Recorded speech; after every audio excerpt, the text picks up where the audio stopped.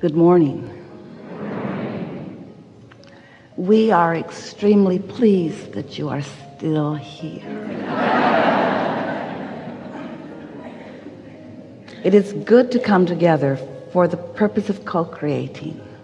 Do you agree? Yes. And your desire has expanded since we last visited? Yes. That means you're not dead.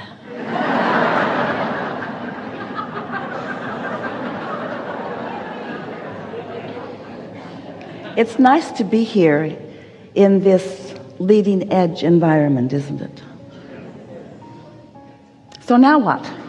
Now what? Thank you so much. Abraham, I love you so much. You changed my life. Thank you.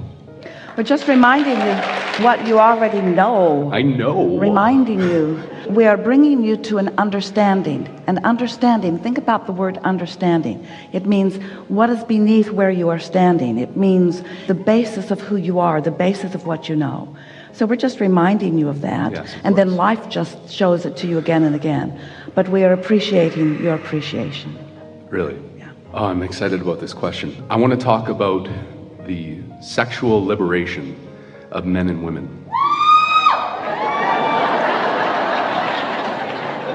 And Well, you're so free you can choose bondage.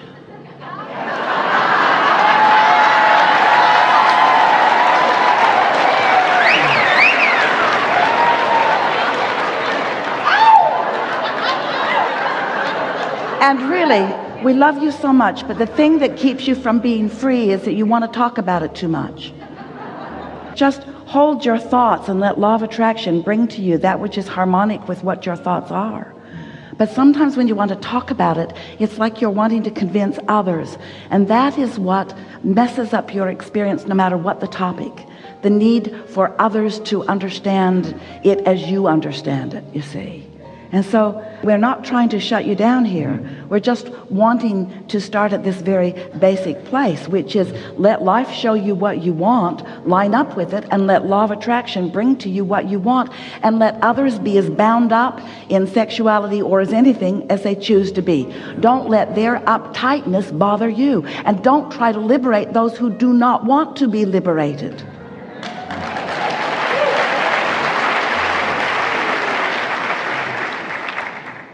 the core of what I'm really wanting to get at is, when I say sexuality, I really mean the freedom, and it's getting back to what you just said, the freedom of not only being physically sexual, but mentally, emotionally, spiritually. There's this... Well, what stops you? What could possibly be stopping you? I'm not necessarily talking about for me, but I'm...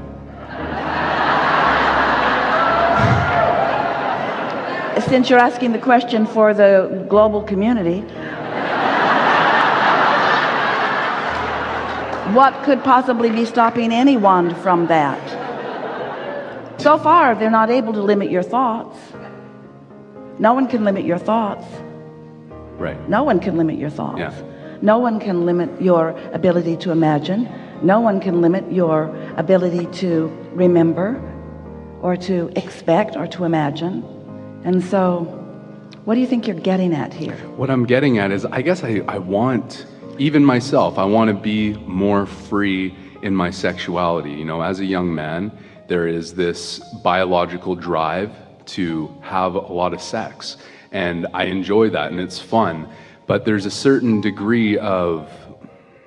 Stuff you make up, and stuff that you've heard from others, and stuff that is unnatural. all of that, yeah. So what we're talking about are limiting beliefs. And a belief is just a thought that you keep thinking. And so how would you cease to continue it within your own experience? Stop focusing on the limitations and acknowledge the freedom that you do experience. Is it good for me to want to enjoy that to the degree that I want to? And I'm not talking about just me, I'm talking about all of us. I'm talking about, and that's what I mean by sexual liberation. I mean letting the beast out, you know what I'm saying? So let's talk about your life here in your physical body amongst others. Okay. And let's acknowledge, because it's obvious that it's necessary to acknowledge this, that you are here among so many others, and that the co-creation between one another is what really causes the expansion of the universe, and is what the deliciousness of life is about. And then let's remember that you come in tremendous variety of intention, variety of perspective, variety of exposure to life. In other words, your cultures vary, your understandings vary, those to whom you were born vary. In other words, there is a magnificent diversity in this time-space reality. So let's just begin by acknowledging that. And then let's think of any one of you as an individual and what life brings you to an awareness of what you prefer.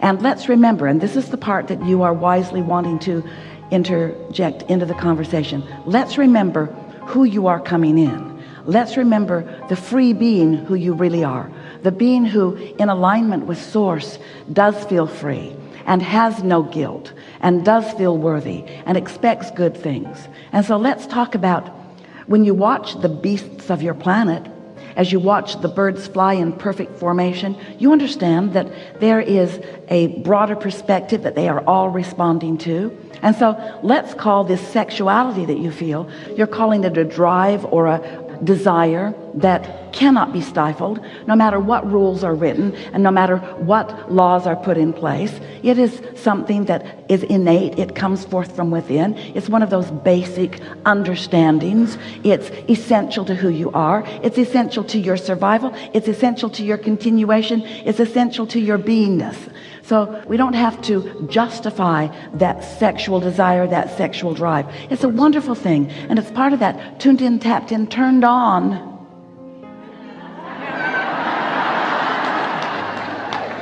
You wondered when you were going to catch on to that. Part of being here in your physicality. So we've acknowledged the broadness of who you are, and now we're talking about the individuality of who you are. And now let's talk about the co-creation aspect as you're interacting with others. So we've been encouraging all of you to become more aware of your selfishness, because you have the perspective of self, and you have to identify yourself as self, and you have to care about how self feels. So when a desire is within you and you allow that desire to be satisfied, that's harmony. That's coming into alignment with source. That sexual experience, that orgasmic experience, that delicious experience that you are describing, that's connection with source often, not always, but often. That's you tuned in, tapped in. It's you expressing the fullness of yourself here in this physical experience. But also it is important, and this is a conversation to have no matter what the topic of conversation is, no matter what the subject of conversation is. What's the difference, or how do you put into perspective your own selfish nature and your consideration of others? Consideration of others is a really important thing, because while you have the ability to be or do or have anything, and the time-space reality can give it to you, and law of attraction and your vortex, and most of all your inner being, knows where the compatible components are for you.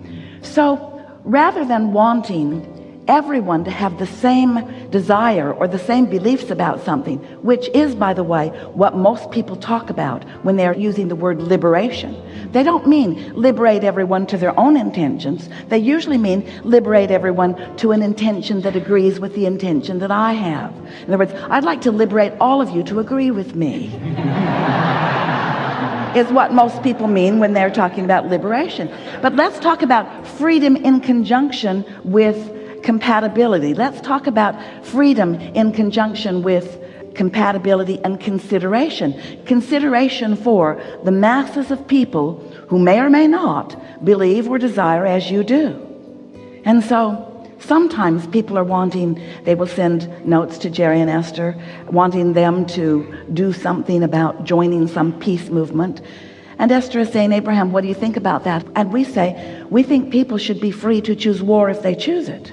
And yet that twists your brain into a little knot, because most of you are saying, no, everyone should want peace. And we say, you don't get to decide for everybody else what they want. You have to be considerate of the intentions of others.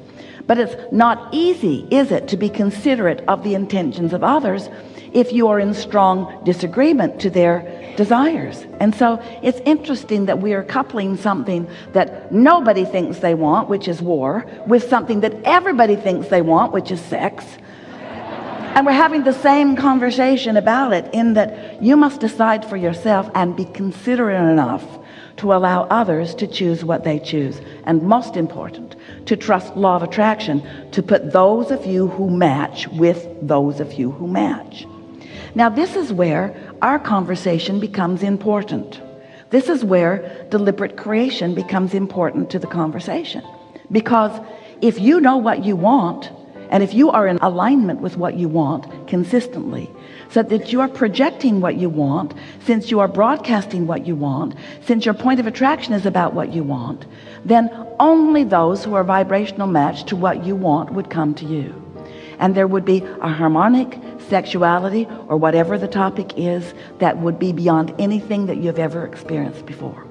But if you've got this little edge going on, where you are wanting to control what they want, or you're wanting to teach them what you want, or you're wanting them to change what they want, if you could just let them want what they want, and trust that you have been born into a time-space reality that is broad enough and vast enough that there are enough compatible components for you and what you want, no matter what the topic is, so that you cease all need to control, or even to convey, or even to convince. You just exude your vibration and trust that law of attraction brings to you that which is a match, and everyone lives happily ever after. There are those who seek monogamy with their sexual partners. There are those who don't seek monogamy with their sexual partners. But you know, the most interesting thing, those who are demanding and wanting and crying out for monogamy are those that are pushing the hardest against the opposite.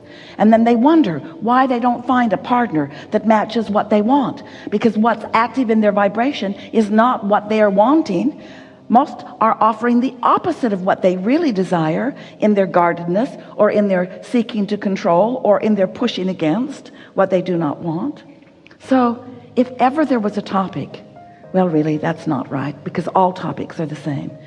All topics. But if ever there was a topic, if ever there were a topic, well, really, that's not right, because all topics are the same. But if there were ever a topic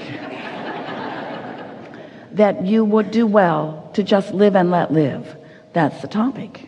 But that was what we talked about all day yesterday, wasn't it? In all the time that we spent together, it's about finding your vibration and owning it, which means owning it consistently, exuding it, and then trusting that law of attraction will bring to you what is a vibrational match to what you are offering.